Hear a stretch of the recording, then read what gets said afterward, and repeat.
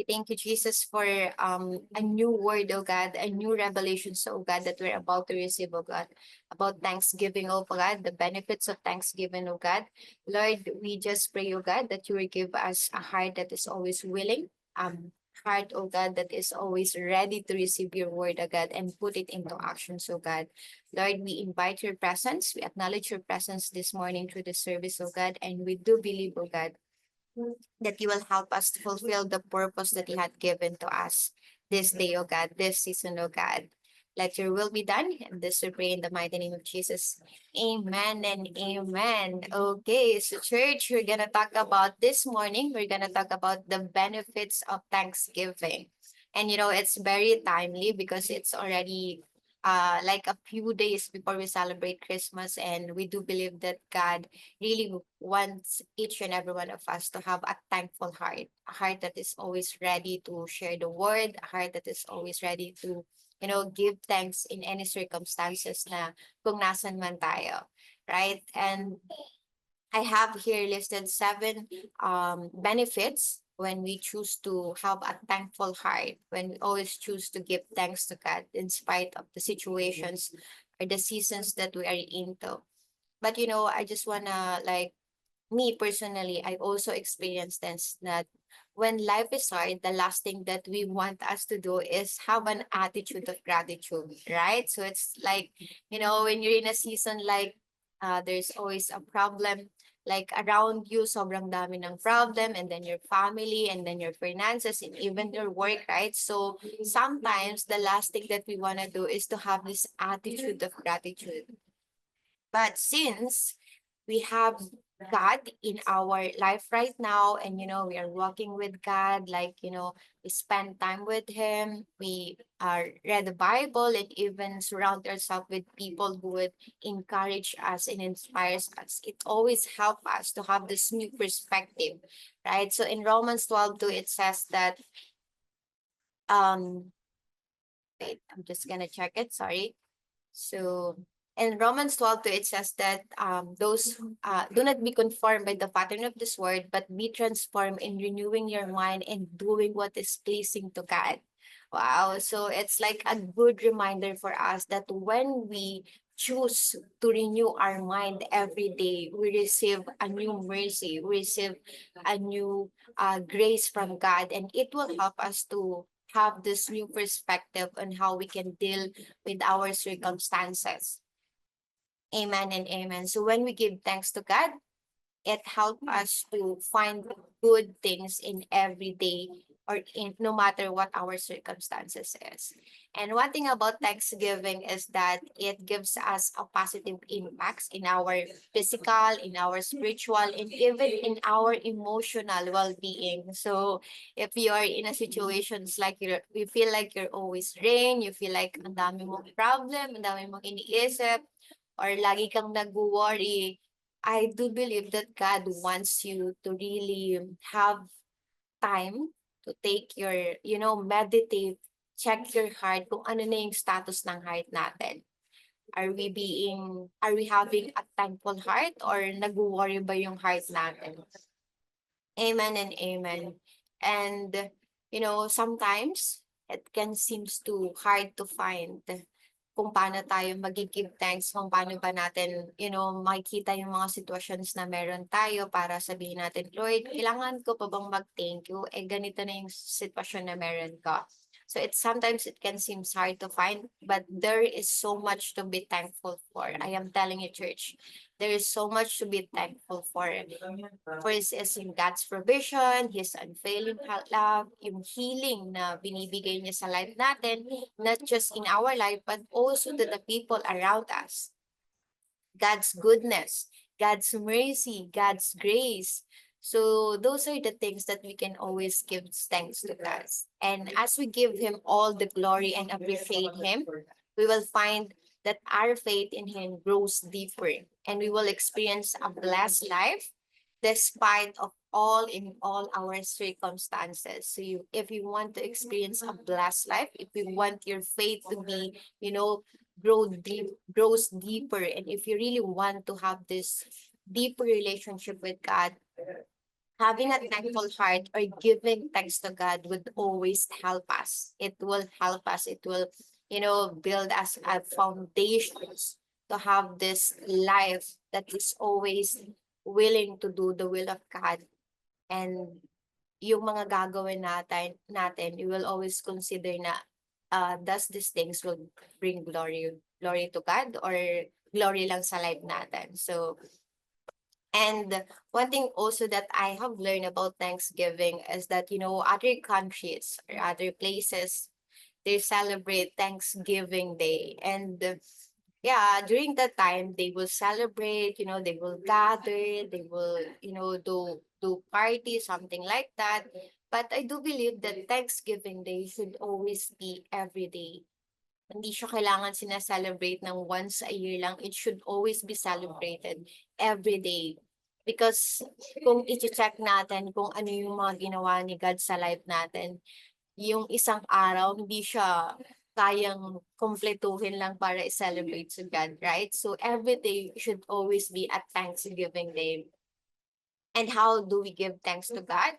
One of the best way that we can give thanks to God is through our prayer, through our worship, through our faith, praise, right? So, and even, reading the Bible and not just hearing it, but also doing it.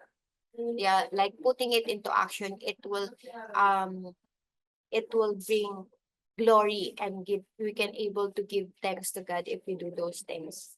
Amen and amen. So when we pray, we came to name specifically that we are grateful for and give glory to God. Amen and amen. Another ways that we can give thanks to God is that we can give thanks to God through our songs of praises and worship when you are alone or when you are with others in the church. So church, when was the last time that you really worship God? Hindi lang siya yung nagkumakanta lang, like to the point that you are lumuluhod ka na, like you are, praising God with all your heart to the point that you started crying and then you started remembering all the good things that God has given to you. So, yun yung mga bagay that we can give thanks to God through our worship and praises.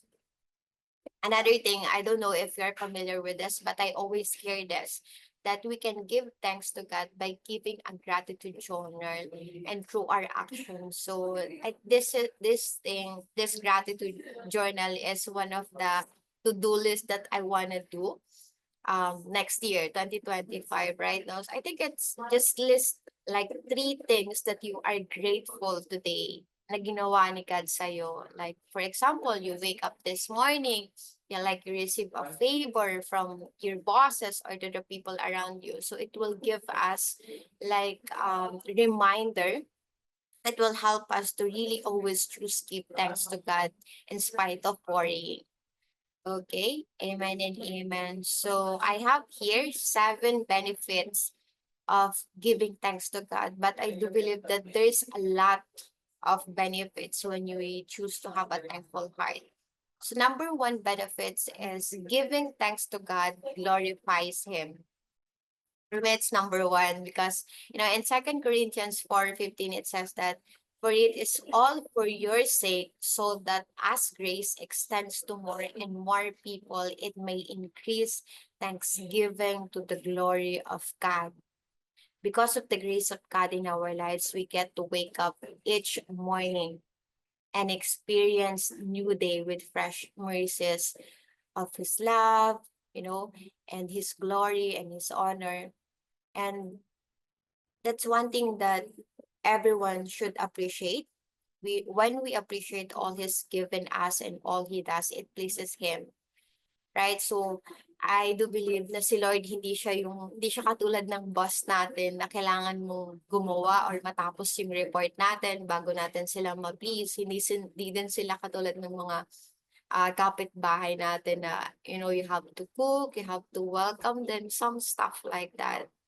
God is like, when you praise Him, when you give thanks to Him, na nanggagaling sa heart natin, it will please Him. It will glorify Him.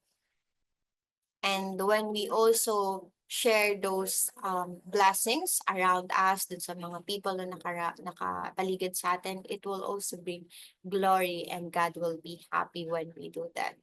Amen and amen. So another benefits, number two benefits of giving thanks is that a grateful heart is a content heart. In First Timothy 6:6, it says that, but godliness actually is a source of great gain when accompanied by contentment, that contentment which come from the sense of inner confidence based of the sufficiency of God. Amen and amen. So church, when you are content with what you have less envy and resentment for what others have. You don't compare yourself with others and wish you had what they had, right? So Paul says in one of his books in the Bible says that I can do all things through Christ who gives me strength. So before, when we're talking about the during our Bible study, that verse reminded us or help us what contentment will give us, right? Meaning that you can do all things through Christ who give you strength. Meaning that what you have right now is exactly what you need in the seasons that you are into. Having this heart that is contented what you have right now will help us to focus and will help us to cultivate the things that we have right now. This doesn't mean that you don't want more from life. You can still aspire for more and work for more goals and dreams. But the key is to be happy with the life that you had, with the level that you are today, and content with the resources you own. And I do believe that when we choose to focus on what we have right now, God will make way para mag-prosper yun. God will make way para mag-multiply yun. Para, alam mo yun, mag-grow yung kung ano yung blessings na meron tayo, yung talent na meron tayo ngayon, yung time na meron tayo ngayon. And as the Lord blesses us and adds more, just continue to be joyful and content. So yun yung pinaka-foundation. I think yun yung pinaka-key na kapag naging na-manage na natin or kapag nakaya na nating maging joyful, maging content kung meron tayo ngayon, God will entrust us with bigger things. Kasi God knows na yung heart natin eh. God knows na alam na natin yung foundation na dapat nating i-maintain kahit gaano kalaki yung blessings na ma-receive natin. So number two benefits is a grateful heart is a content heart. So if you are being grateful, if you are being content with your life right now, you are pleasing God. You are giving thanks to God. Another points, number three, is that a thankful heart gives you access to God's presence. So in Psalms 100 verses 4 to 5, it says that enter his gates with thanksgiving and his courts with praise. Gives thanks to him and praise his name. For the Lord is good and his love endures forever. His faithfulness continue through all generations. Amen and amen. So right now, kung yung heart natin is right now, if we are having a thankful heart, it will lead us dun sa mga generations na ipoproduce natin, right? So, kasi 'di ba sabi nga is that, for the Lord is good and His love endures forever. His faithfulness continues through all generations. So, I think that's the best gift that we can also give dun sa mga generations, dun sa mga future kids na, you know, ma-receive natin in the future, that we can share them or we can, give them yung mga blessings, yung mga words, yung mga learnings na binibigay sa atin ni Lord. Kasi it will also help them para mas makilala pa nila si God. So the Bible says that when we enter God's presence, we should do so with thanksgiving and praise. This is through prayer and worship. Tayo ba are we those persons na kapag lalapit kay Lord, lagi tayong, Lord, bakit naman ganito? Right? Lagi ba tayo nagko-complain? Or are we that children na kapag lalapat sa mga tatay natin is that, Lord, I am so grateful na ikaw yung tatay ko. And this is what is happening to me right now. So expressing gratitude in words help us to receive God's grace, God's mercy, and God's favor. And we can then ask for what we need because we know that He will hear us and answer us. Right? So yung gratitude should always be first thing bago tayo magsabi ng, Lord, ito yung mga request ko, ito yung mga gusto kong mangyari. I do believe that God wants us, that God wants na ma-receive natin yung mga desire natin. But first thing first is that God also wants na maging align yung desire natin sa will niya.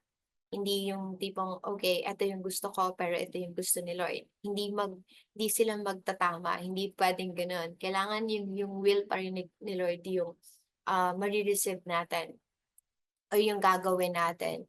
Kasi kapag yun yung ginawa natin, that is the best thing na gagawin mo sa life mo. Or yun yung parang masasabi mo na, okay, I am very content kasi I'm doing the will of God. Amen and amen. So always enter God's breath. And when we choose to have this thankful heart, yung presence ng Lord is always available or God's presence is always available for us. But when we have a thankful heart, we can able to see na yung presence ni God is laging kasama natin. Right? Even in a situations na mahirap or nandun ka sa point na nahihirapan ka mag-decision sa mga bagay na meron ka ngayon, even dun sa mga people na nakapaligid sa'yo. So God's presence or the Holy Spirit will always gives us wisdom, will always give us knowledge, what is the right thing to do, kung ano yung solusyon na pwede nating ibigay dun sa mga problem na meron tayo right now. So another benefits of Thanksgiving, it is number 5, being grateful keeps you humble. You know, this benefits or giving thanks would really help us na maging humble. Being grateful keeps you humble. I think humbleness is something na pag sinabi natin is parang mabilis lang or parang easy lang siya gawin. But many times, ang nangyayari is that this is thing na lagi nating nakakalimutan, yung pagiging humble natin to the point na hindi natin na nare-realize na meron na palang pride sa heart natin. That's why I want to encourage everyone to always pray that God will clothe us with humbleness. Kasi kapag yun yung nawala, ang hirap ng mawala. I mean, kapag medyo na late nating nalaman na meron na palang pride sa heart natin, it's gonna be hard for us na makaalis sa ganung situation. That's why God always want us to be humble. God always want us to surround ourselves with people who are also humble, right? So in James 1 verse 17, it says that every good gift and every perfect gift is from above, coming down from the Father of lights, with whom there is no variations or shadow due to change. So a thankful God appreciates that God deserves all the credit for all that we have in life. Okay, it is not always about intelligence, it is not always about the power or the talent or the things that you can give or yung wisdom na mabibigay mo dun sa situations or dun sa community na meron ka. But it always talks about being humble, having a wisdoms that you have right now, wisdom that is come from God. It will help us to glory God, it will help us to praise Him and give kung ano yung mas para kay Lord, di ba? He is the creator of all things and the giver of all gifts. That is why yung lahat ng good gifts and perfect gift is from above. So if you feel right now na yung gift na meron ka is not good gift, meaning that it doesn't come from God, it doesn't come from above. Kasi sabi nga is that every good gifts and every perfect gift is from above, coming down from the Father of lights, with whom there is no variations or shadow due to change. Amen and amen. So in everything that we are doing right now, even the positions that we have right now, always choose to be humble. And how we can be humble? If we have this heart that is always thankful or grateful kung ano yung meron tayo right now. I mean, with the situations or the generations that we are into right now, sometimes yung mga humble na tao, sila pa yung mas nagiging laging kinakawawa. Iniisip nila yung pagiging humble is a weakness, but this humbleness na sinasabi sa atin ni God, it is a strength that we can use to really fulfill or do yung will ni God para sa atin. That's why it's very important for us to always choose to be humble in everything na ginagawa natin. In every people then na nakakausap natin. Because one thing about people is that they will first, when you meet a new people, first thing that they will do is that to ask kung ano yung work mo, kung ano yung status mo, kung saan ka nag-work, and even saan ka nakatira. And then before, I used to think of that as people just want to know you. That's why they are asking those questions. But mentor would always remind us na that is the basis kung paano kanila i-deal, kung paano kanila i-respect. That's why sometimes when people would ask you kung ano yung work na meron ka, just simply say, wala lang, okay lang, dito lang, nagsiserve lang sa ganito. You don't have to give every informations na meron ka. Don't give them the idea, don't give them, the satisfactions na, okay, kailangan kong malaman kung anong meron sa tao na to para malalaman ko kung mas mataas ba ako sa kanya or mas mababa ba ako sa kanya. So let us not be like that. Let us not don't have that kind of attitude na we treat people based on the status, based on their identity. But instead, let us always choose to treat them right.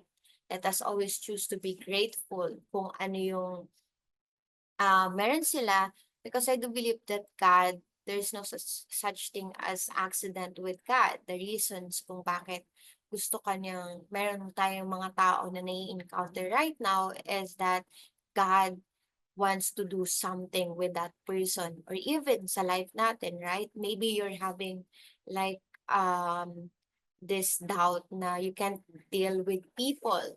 That is why God is sending you people para matrain ka niya na, hey, I am with you.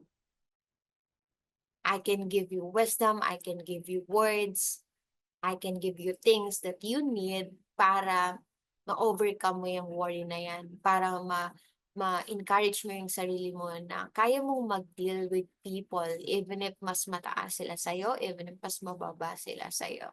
And that is one thing that we are very grateful with God through the life of our mentor. Mentor would always encourage us to always, mentor would always say na we are a leader. That is why kapag kunwari meron tayong mga makikilalang tao, we are not worried on how we can deal with them. Kasi we know that deep inside in our heart, deep inside yung character na meron kami, we are all built to be a leader. Meaning na kaya nating i-dwell yung mga tao na nakapaligid sa atin. Like yung mga problem na meron tayo, yung mga situation, if there's, you're in a community or you're in your office and then wala yung boss mo, like you can always be confident to step up and sabihin na, I can handle that because God is with you, right?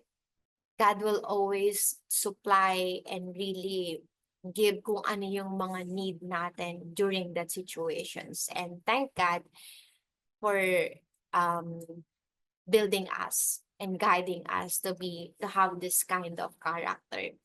Amen and amen. So number 6 benefits of giving thanks is that when you choose to give thanks to God, you will have a greater energy and emotional well-being. I know that everyone wants na maging um, nakasabay sa lahat ng situations or sa life na meron to right now. And sometimes, kapag ganun yung mindset natin, yung emotional natin, yung physical natin, and even yung spiritual life natin is naapektuhan na. Right? But having a thankful heart and choosing to always give thanks to God, it will help us to always have this new mindset. So in Isaiah 40:31, it says that those who wait on the Lord will renew their strength. They will soar like eagle. They will run and not faint. They will walk and not be stumbled. So when we choose to always give thanks to God, God will give us a new mind, and God will also give us a new heart, right? So we can do more. We can be um energetic. We can be like encourage people around us. Because sometimes kapag nandun tayo sa difficult situations na mas mahaba na, being in a difficult times over a long period can make us weary. It can make us exhausted. Like to the point na yung physical natin, yung mental health natin is naapektuhan na. But when we cultivate an attitude of gratitude, when we choose to always renew our mind, just as this Isaiah 40:31 says, God will give us a new energy to face the day. God will give us a new words, a new wisdom on how we can dwell dun sa mga tao na nakapaligid sa atin. So as we realize how blessed we are, yung mga positive energy or yung mga positive emotionals na meron tayo is kaya natin siyang i-share sa mga tao na nakapaligid sa atin. 'Di ba? Our hope and confidence should not be in our own ability to overcome challenges, but in the Lord's ability to do so. Hindi natin kaya, the truth is, hindi natin kayang gawin yung mga bagay na hindi natin kayang malampasan yung mga problem na binibigay sa atin ng world or nitong generations na meron tayo. But we can always be confident kapag kasama natin si Lord. Kasi hindi naman yung ability na natin yung gumagana eh. Yung ability na ni Lord yung ginagawa natin. Right? That is why, di ba, laging sinasabi na God doesn't look for someone who is talented. Di siya ganun. So if you're in a situations na, paano ako gagamitin ni Lord? Hindi naman ako magaling sa ganito. Hindi naman ako marunong magganito. No. God is always looking for someone who is available. So if you make yourself available, God will make you um have this ability para gawin yung isang bagay. You don't have a talent, you don't have this uh power or resources just to do the will of God. Just have to be available for Him, and God will do the rest. So I think that's the best encouragement that we can share to the people around us, especially for those people na nagwo-worry, nagwo-worry sila and at the same time nagda-doubt sila sa identity or sa kaya nilang gawin. Just always encourage them kung ano yung mga promises na binibigay sa atin ni God, and how we can encourage them by really, kailangan din naman nating mag-spend ng time kay God para mas marami tayong ma-share sa mga nakapaligid sa atin. That is why it is also important na magbasa ng libro. So we have this like challenge na every month is like magbabasa ka ng new book. And the reason, sometimes iniisip natin, me personally, iniisip ko na, ba't ko ba kailangan magbasa pa ng book?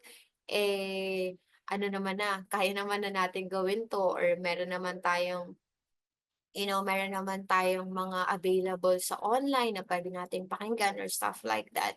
But one thing that I've realized is that the reason kung bakit kailangan nating magbasa ng libro is not just for our own benefits, but also for the people around us. What if yan palang book na gustong ipabasa sa'yo ni God is preparation para dun sa mga tao na nami-meet natin, right? So we don't wanna miss kung ano yung opportunity, kung ano yung bagay na gustong ipagawa sa atin ni God just because tinatamad tayo, just because ayaw lang natin gawin kasi hindi pa naman natin kailangan. So there's always a reason behind uh God's intention for us to do things, right? So another thing is like, for example, yung pag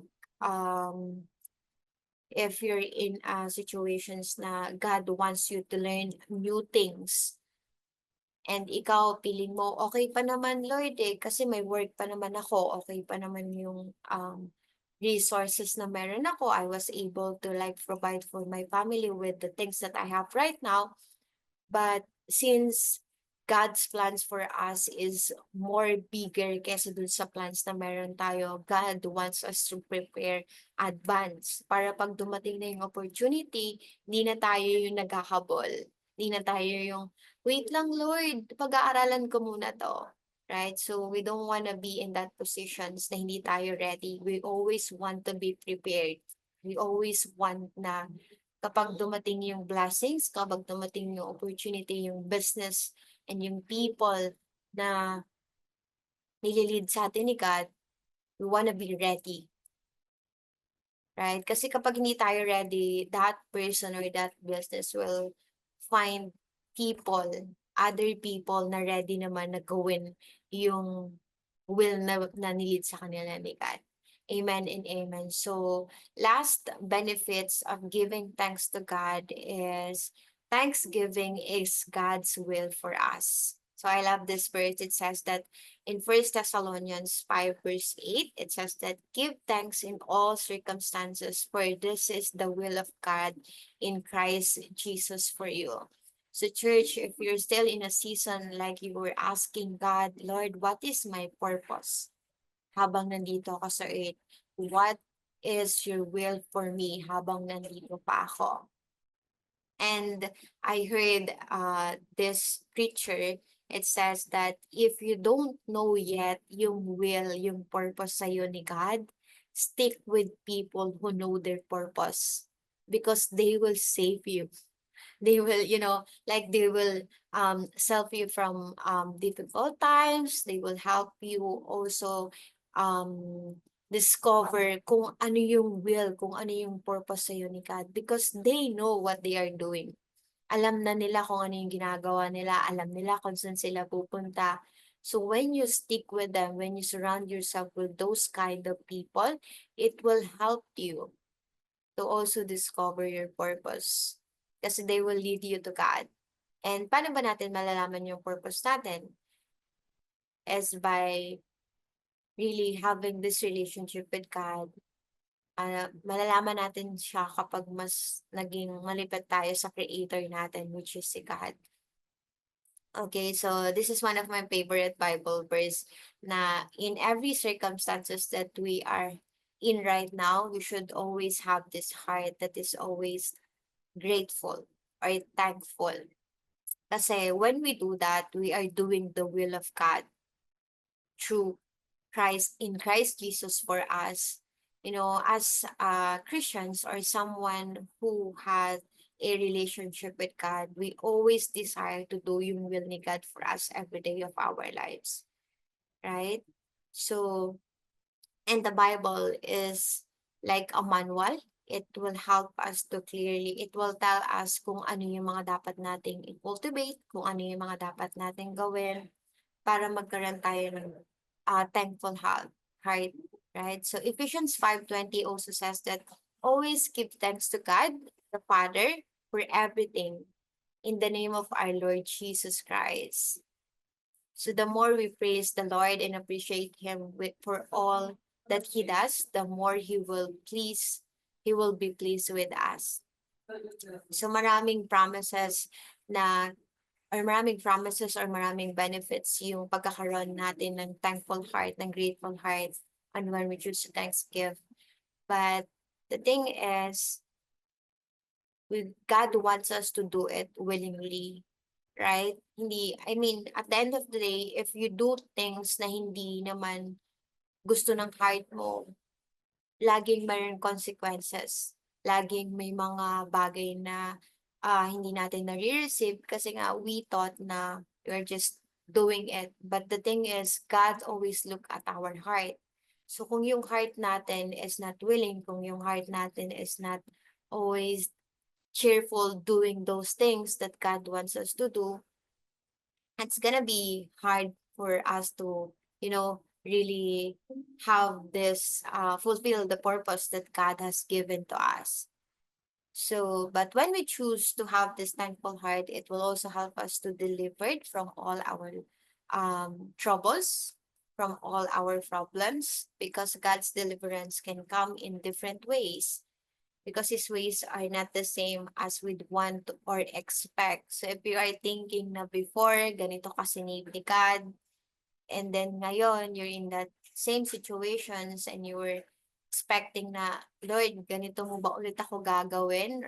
Right? So, hindi ganun si Lord. Iba yung ways ng pag-save niya or pagbigay niya sa atin ng mga solutions. 'Di ba? So, God can do different ways and you're gonna be surprised. Sabi nga is that even if you spend your whole life knowing God, hindi pa rin siya kasya. Laging meron kang bagay na matututunan kay God. Lagi kang may bagong character or bagong ways na ipapakita si God.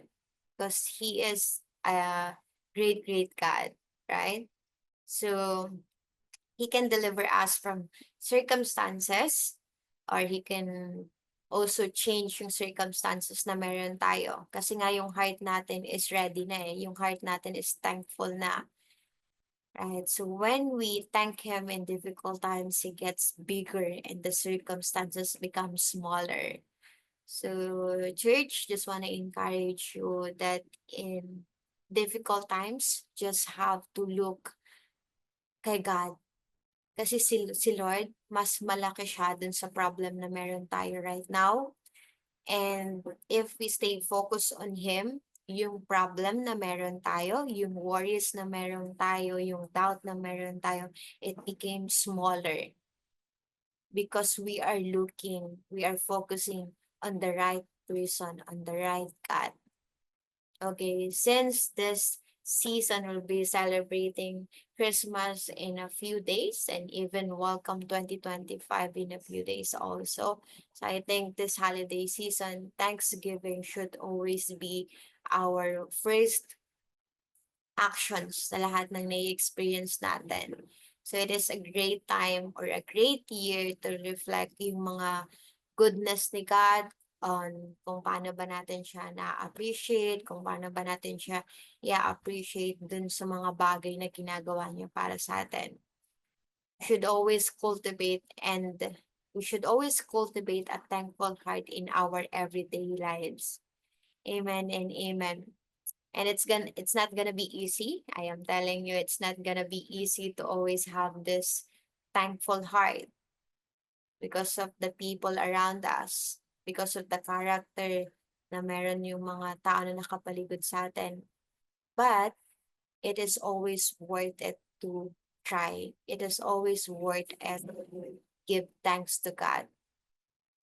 Give thanks to God, even the little things, even the small things, even the bigger things, by just waking up every morning, you having your family, you going home and celebrating Christmas, holiday seasons with your family, that is something that we should always give thanks to God.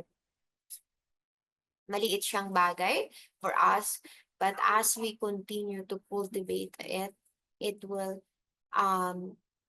give us a character. It will help our character para mas maging uh, blessed tayo dun sa meron tayo right now. Mas maging content tayo and always choose to give thanks to God kasi He is worthy and that is God's will for us. Gratitude to God is a gift to the ones to God. Being gratitude to God is that, and even to the people around us is one of the best gift that we can give to God, that we can give to the people around us. And when we stay focused on that thing, we can see we will have this new perspective na mas makikita natin kung gaano kaganda yung world na meron tayo, kung gaano um, ka-faithful yung God na siniserve tayo right now. So church, I just want to encourage you to always have a heart that is always cheerful, always thankful, and always grateful, and always ready to give thanks to God because that is the will of God for us. So thank you for joining us this morning. I hope that you have learned new things. You have learned um those benefits that I have given to you, and it will encourage us to really be a doer of God's word and not just a hearer. Amen and amen. So let us pray.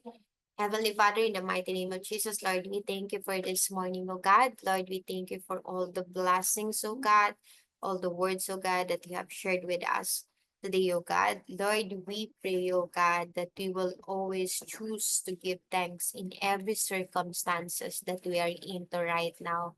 In the mighty name of Jesus, that we will always choose to have a grateful heart, a thankful heart, and a content heart dun sa seasons na meron kami right now in the mighty name of Jesus. Yes, life can be hard, circumstances can be hard, and people can be hard, but help us, guide us, give us